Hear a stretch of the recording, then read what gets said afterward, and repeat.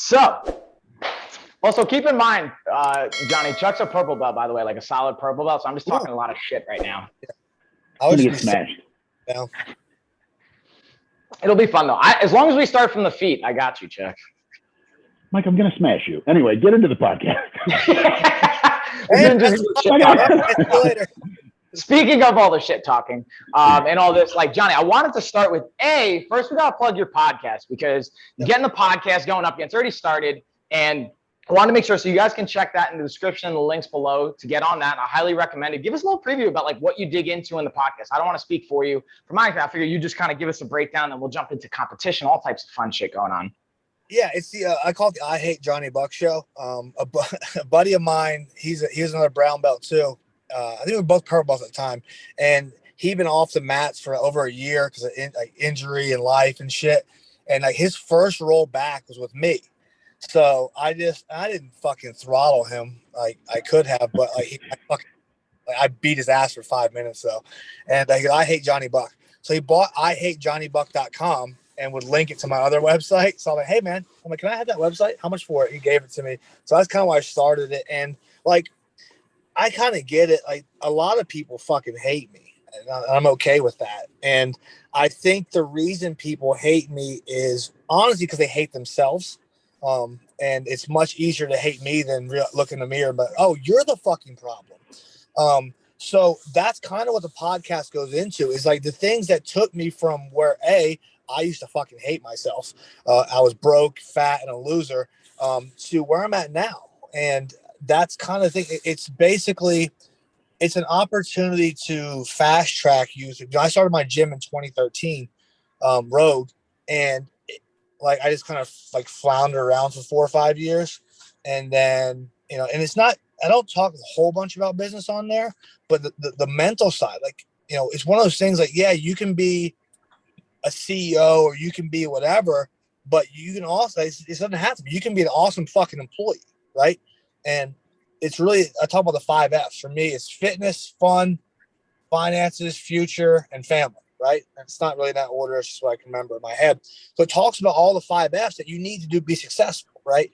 And, there's some random stories in there, just crazy shit I've done, but that's really what it is. It's just a reminder that, you're not the only fucking one out there going through this shit. I'm a huge Andy Frisella fan. Been following him since the MF CEO in 2015. And it was a huge fucking help to me knowing that other people struggle with the exact same shit that I was struggling with. Obviously he struggled with it way before. And that's what it is. It's just basically my life and things that I go through. And it's just a way to help people, hey, 1, you're not alone. 2, this is probably going to help you if you listen and do it. So, and it's a little bit of everything. So it's just basically my life. That's a great premise for a podcast, though, because in reality, we don't know how many people, number one, are really look at people and are jealous of what they have. And they don't really look in the mirror and say, what can I do to fix the situation that I'm in? Rather than just focusing on themselves, they're going to focus on everyone around them and project on them. So that's a great premise for a podcast. It's amazing the amount of mental health people out there that people are suffering from that we just don't even know about. And people are just not even focusing on themselves. They're just projecting on everybody else. Yeah, absolutely. And it goes back to bullying, right? Why is somebody a bully? Is it because they're fucking mean? No, it's because they hate themselves. And if they hate themselves, but they can make you hate yourself more because your life's getting fucked up, then they don't have to look in the mirror. The 2 things that really, and this is what I talk about a good bit on both my podcast and in my Facebook group, is the 2 things that really changed my life. And it's kind of happened in this order was 1, gratitude, right? Having that grateful mindset for everything. I'm sitting in a car with air conditioning on a fucking $1,000 machine and talking to people all over the country, right? So that's fucking cool, right? No matter how bad, yeah, my fucking car is not as new as somebody else's, but I have a fucking car and I'm grateful I'm in this car, not on the fucking side of the road, walking or on a bicycle, or that if I was, I could walk. I make fun of Southern Baptists a lot. I make fun of it just because it's a really easy target. But the thing about it is it's God's blessing or the universe, however you want to look at it. Being grateful and finding that silver lining has been fucking huge for me, right?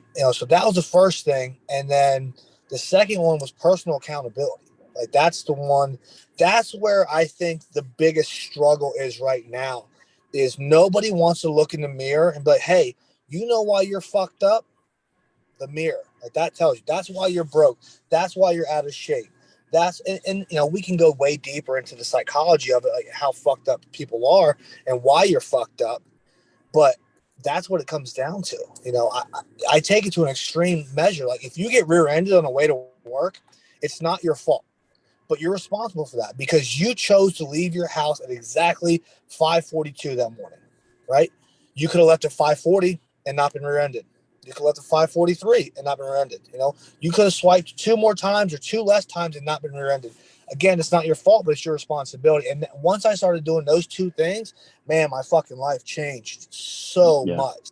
Those are 2 huge things. I mean, the personal accountability is, you hit the nail on the head.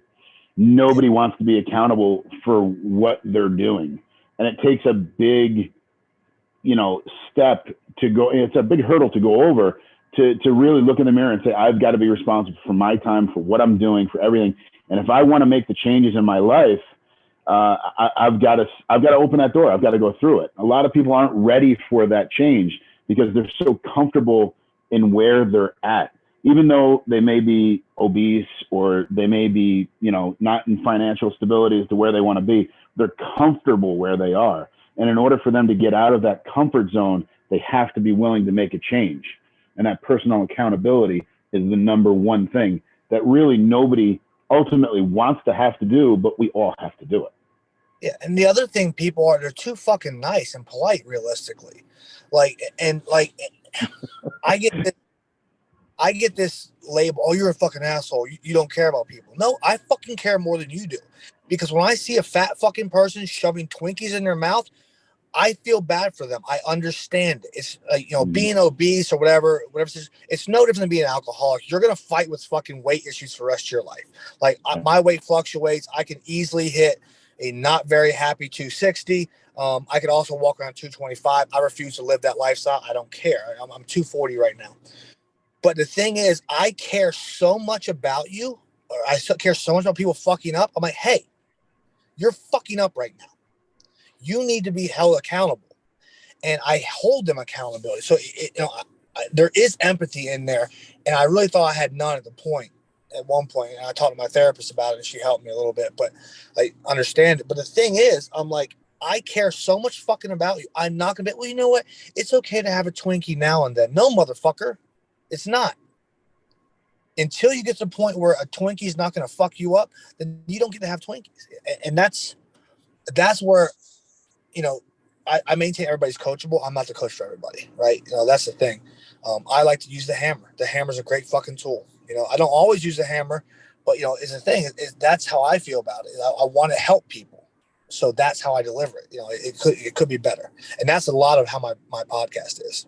It's just one thing I'll speak to this from my perspective, even from being at the gym, not only from a coach that works there, but from the student perspective, or whatever you want to call that, for my classes, I've never questioned where I lie with you. I've never questioned where you feel with certain things. And I always respect and appreciate that because going back to the accountability point, it's very important to have that accountability, especially because it's so easy to lie to yourself. It's so easy. I can convince myself of good or bad and really sell that in my mind. I'm a good salesman, in that component of to myself. So being able to have an outsider accountability, or even in the group that we have, saying hey, I'm going to be there on Thursday, guys. I'll see you guys there. So those components of it. And then if I'm not there, be like, hey man, what the fuck are you doing? Where are you at? What happened?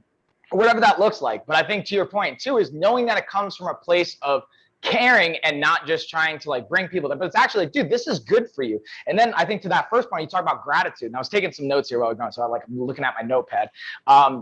The gratitude component is coming from a place of gratitude and appreciate, hey, I'm grateful that I have someone like Johnny or Chuck does this to me a lot too, of holding each other accountable with those pieces and being grateful for that, not being oh shit, this is something I have to deal with. It's something you get to have at the end of the day. Yeah, absolutely. We all know how coachable you are, Mike. Yeah.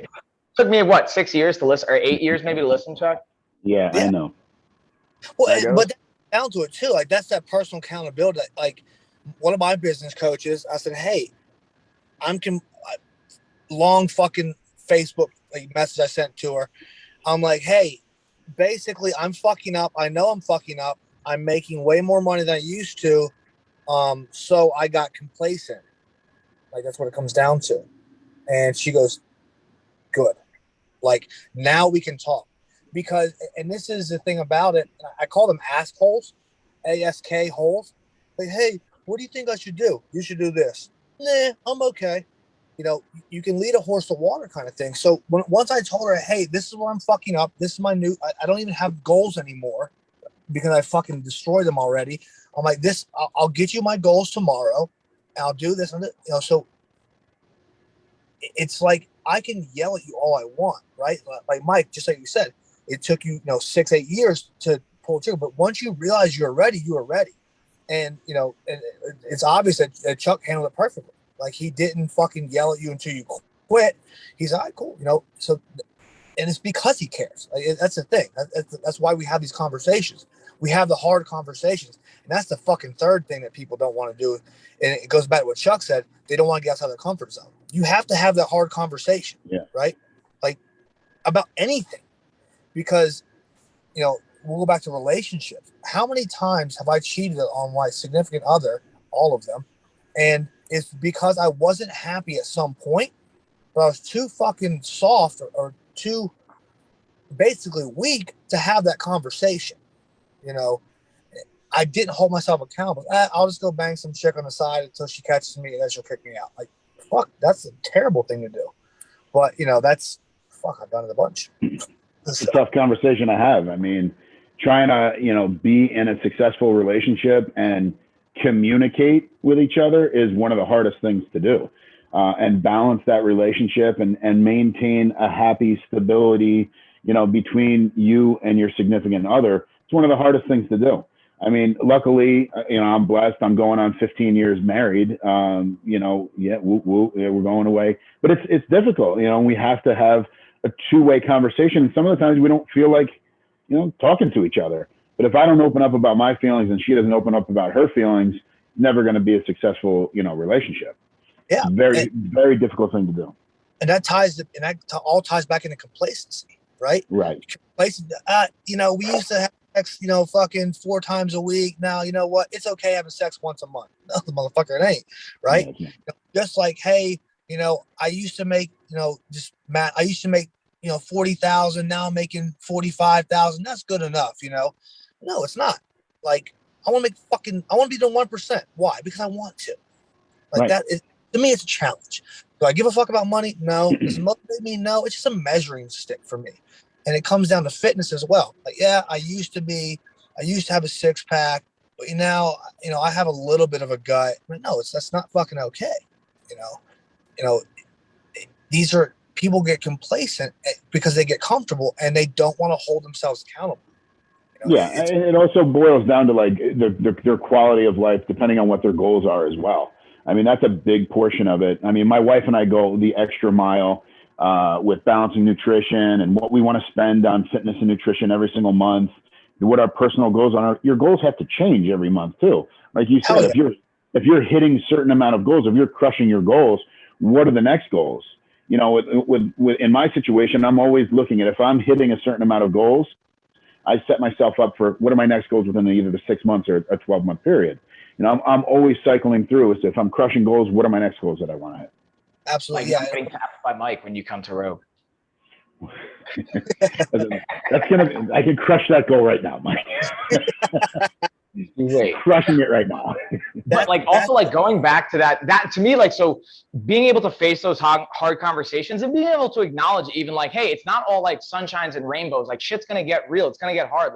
To be very transparent, me and Ashley had to have a really uncomfortable conversation the other day, but it was better for our relationship. You could literally right after we had the conversation, 6 hours later, you could see and feel a difference in how we communicated with each other and some of the actions and steps that we were taking. And I think that having that to me, it goes back to also gratitude that you mentioned before, Johnny, and even that perspective to you, Chuck, of like, if you're grateful for the relationship, if you're grateful for how your body feels, if you're grateful for like whatever these things are, what the finances affords you to be able to do, and you can say, all right, I'm grateful for that. That's a starting point to be able to, now I got to hold myself accountable to be able to bring that back in. And like, this is a weird segue, but I kind of also want to segue it to, I think it kind of fits in actually with gratitude, like being able to push yourself and having those goals. Like, Johnny, you've been a busy man competing too. So I did want to tag into that a little bit to see how that even impacts, because you got a new belt on the wall. You got some, I think there's actually a few, but like, and like all these tournaments and things, like you just said, you signed up for another one. Like, let's dig into that for a little bit, because now having have such a high level MMA career to now saying, all right, I'm retired from that. I have this business. I've established that. Now being able to focus on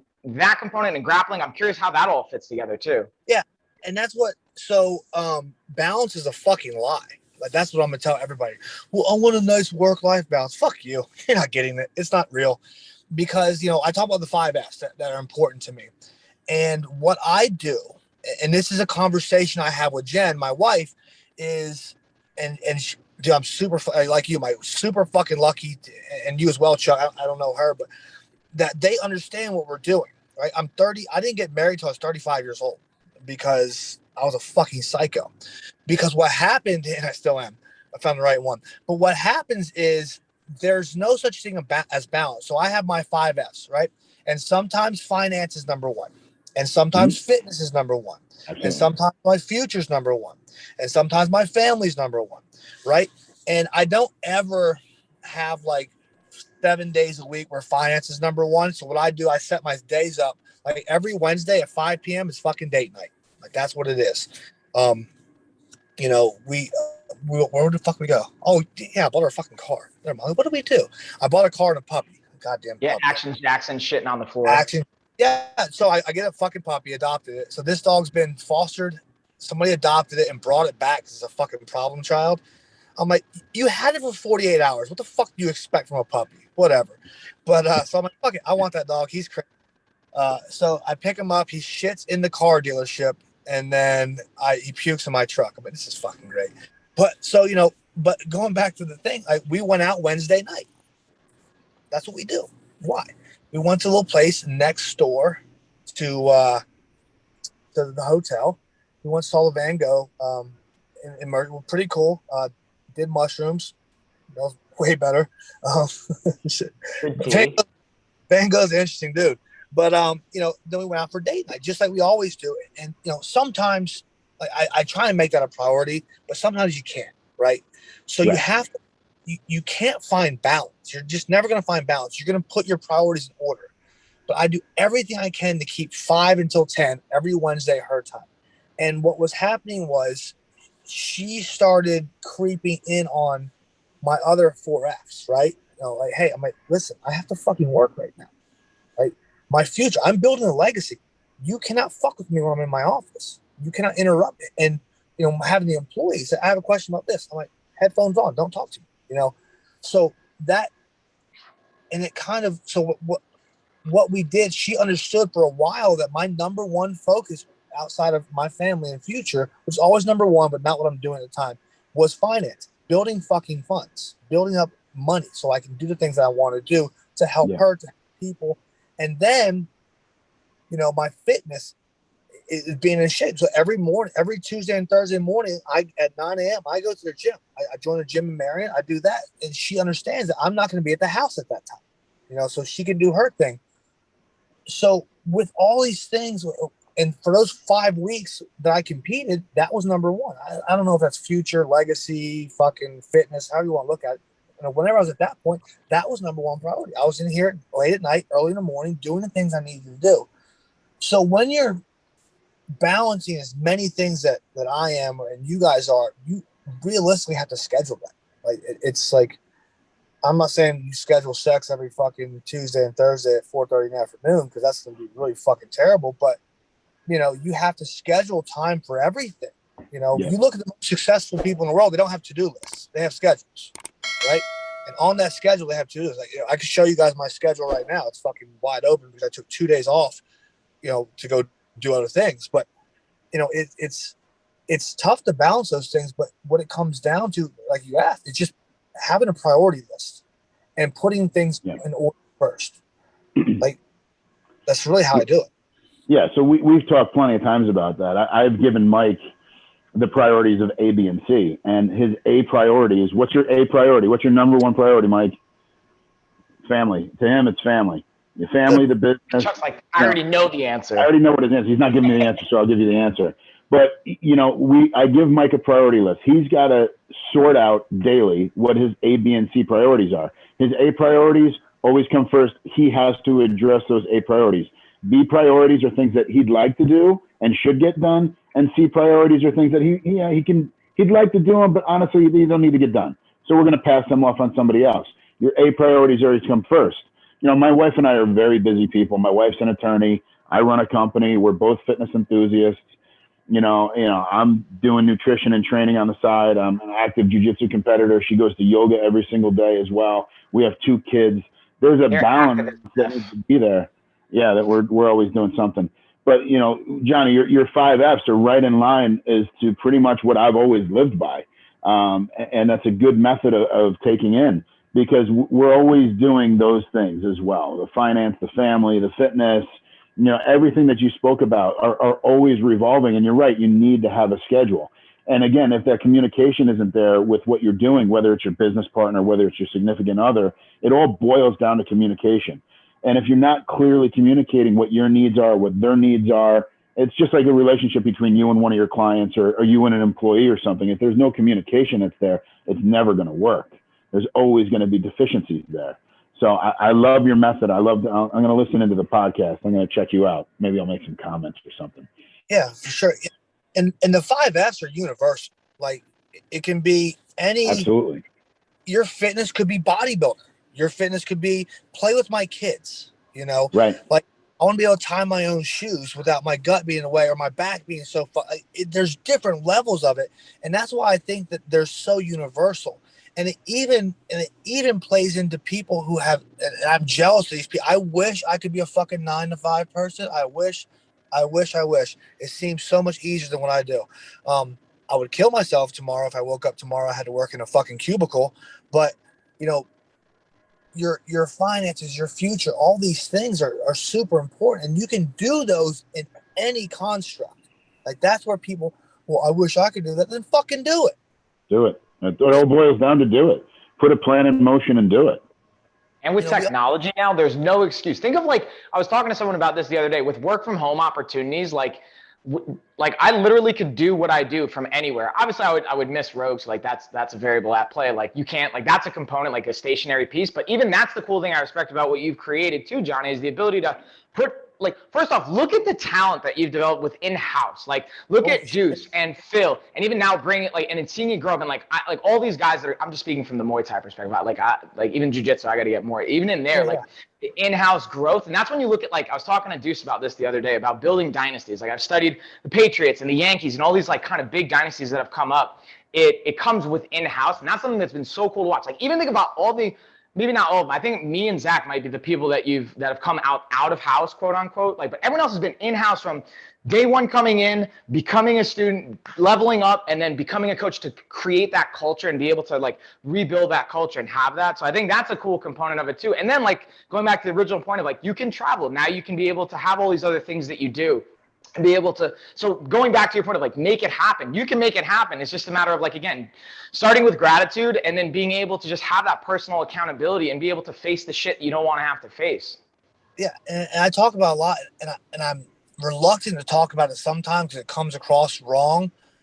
And the people who don't understand it, either they're not going to ever understand it or they don't understand it yet. So that, and so I deliver the same message over and over, because it matters. I can tell you the same fucking thing 50 times in Muay Thai. Oh, that's what you meant. Motherfucker, I've been telling you the same fucking thing for a year. Right? And I may or may not have done that to my coach, John. I couldn't figure out the straight arm lock to save my goddamn life. He goes, it's a Kimura with your arm straight. I'm like, not. I'm fucking not. But, and when so I'm really not hesitant. I don't give a fuck anymore. But I'm like, yeah, 3 years, 2017, 2018, I forget when. 2018, Jen and I went to New Orleans, right? We went there for a business conference. And it's one of those things that I couldn't afford to go, but I could afford not to go less. So we went for 7 days because 7 days was cheaper than 4 days. Because we stayed at an Airbnb where my fucking hotel, my ceiling fan caught on fire. And I called them and they said, yeah, just don't turn it on. I'm like, okay, that's good. We'll sleep in the living room because fuck. And then we did that. We had $75 a day budgeted in, like, which in New Orleans, that's not a lot of money, but we found some super dope spots. And I was drinking coconut milk from the dollar store. Made me sick. Not like puking or anything, so it made me not feel good. So I didn't eat very much. That kind of helped me, I guess. But, you know, that's a win. And yeah, a win. Yeah. And that was 3 years ago, almost 4 years ago now, right? Or yeah, closer to 3 years.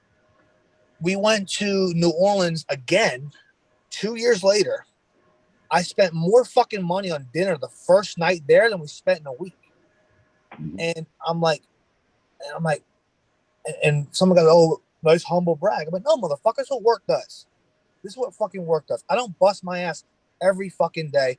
I don't wake up at 5 a.m. every fucking day and write fucking blogs and email clients and shit so I can fucking be broke forever. You know what's really nice? Sleeping in. I've tried it before. I miss it, right? But these are things you can do with a little bit of perseverance, a little bit of gratitude, and fucking personal accountability. Like, I spent way too much money during fucking COVID lockdown. I could be a billionaire right now. But I also like to balance in my head finance and future and fun. Yeah, I need a fucking suppressor. I do. Right. So everybody does. Yeah. I wish ATF approve it. You know. I mean, listen, you know, my wife and I are doing the same thing. Not to brag, not to go out. We just dropped $10,000 on a vacation that we're taking next week. Did we need to do it? No, but we had the funds to do it. Future, finance. This is what we planned out. This is what we wanted to do. We worked hard to get there. So we're doing it. This is what we wanted to do. So fun as well. And the difference between that and somebody else who doesn't have that kind of mindset is they're going to put that 10 grand on a credit card. They're going to pay 20,000 over the next year to pay it off. And then they're going to do it again next year, you know, which to me, you know what, like, because I was very fortunate. Both my parents, you know, I was raised by both of them the entire time. They fucked me up a little bit, apparently, in therapy. I figured that out. But, like, it came down to, like, my dad was just shy of grossing $1 million in 1980-something. It was land claim business. I also remember rolling nickels to buy lunch money one day a week when we moved here. And I never fucking knew we were poor. Like, you know, it was not uncommon when we were kids. A $10,000 Christmas, like 1987. Like, that's a lot of fucking money. Why? Because we had. But the thing was, when we had the vacations, like we go here, we go there, we do our things, I never knew the difference between our really expensive vacations we took and when we went to like a small shitty fucking hole in the wall, because we did the other things that we needed, you know, and then that allowed my parents to get ahead. Like, that allowed us to have the things we needed.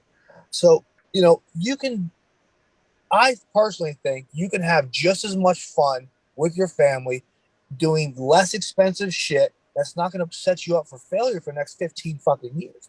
I think I spent $8,000 in all, like, the whole Austin trip cost me $8,000.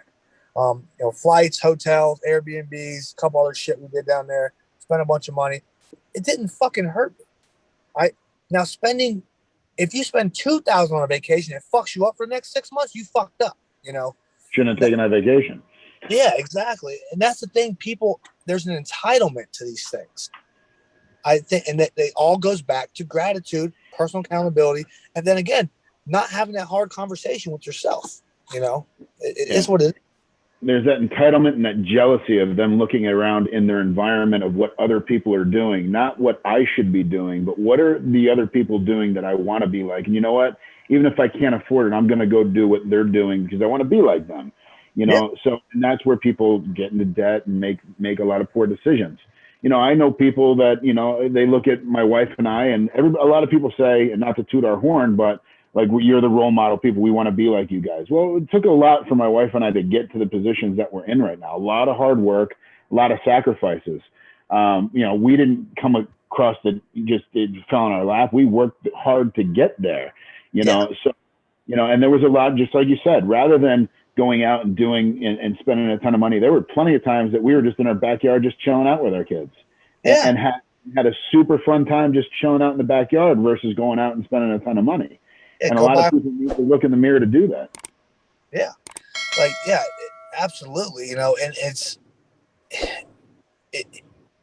just this crazy. Yeah. It's crazy that people do that. I understand it, you know, like I didn't come into this money with a fucking scratch off ticket. Right. You know what I did?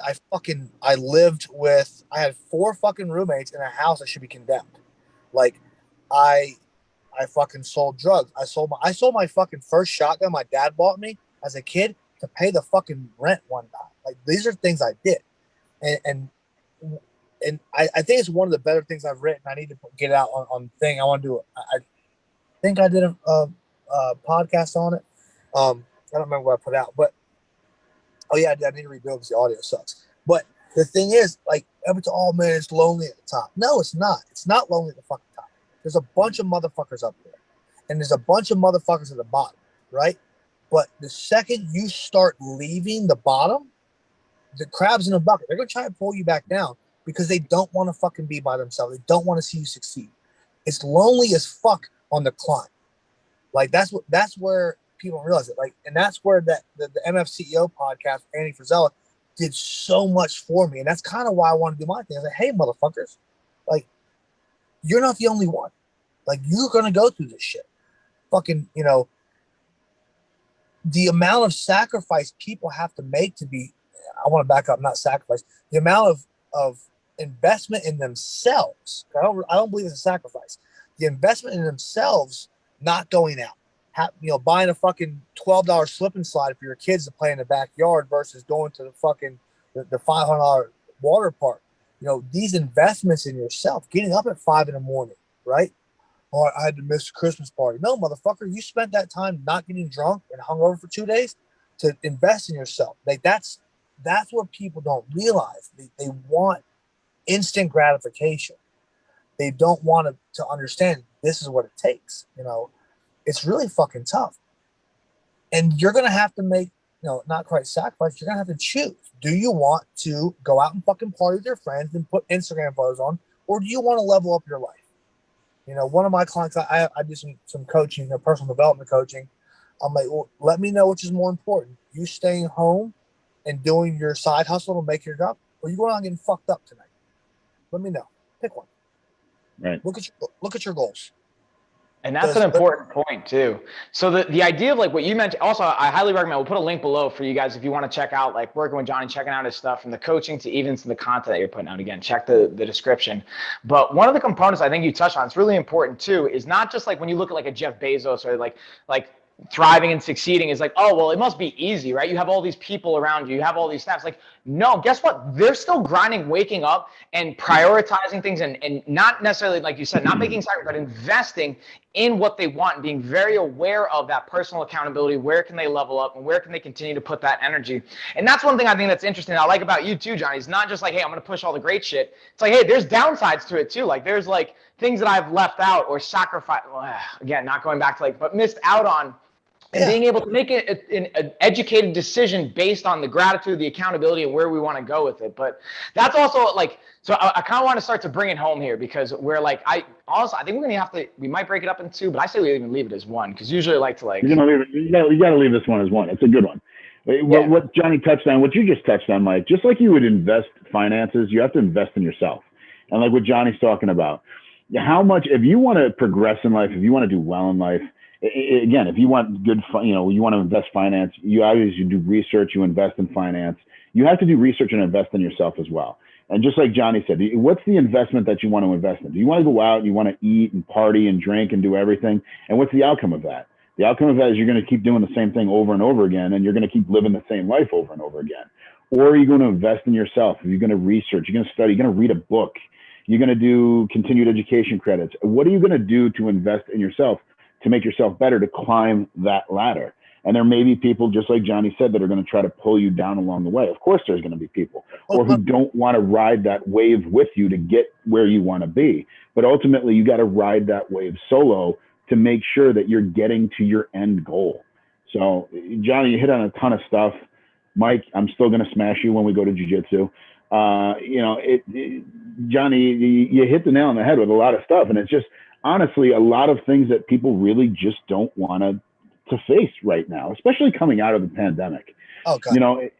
There was so much time during the pandemic for you to invest in yourself and learn something new. And I guarantee you, more than 50% of the population, I would say even more than 75% of the population, didn't take the time that they were blessed with during this pandemic. And I say blessed, it was a shitty thing to have to go through this pandemic, but it also gave us the opportunity to invest in ourselves.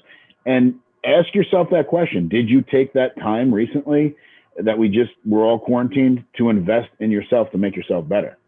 I think, and I said this about 6 weeks into the pandemic bullshit thing, was, and this is Asheville specific, and it's all over the country, but like I said specifically about Asheville, with the unemployment from your state unemployment plus the federal boost, whatever, most people, a lot of people made more money than they ever fucking have for almost a year.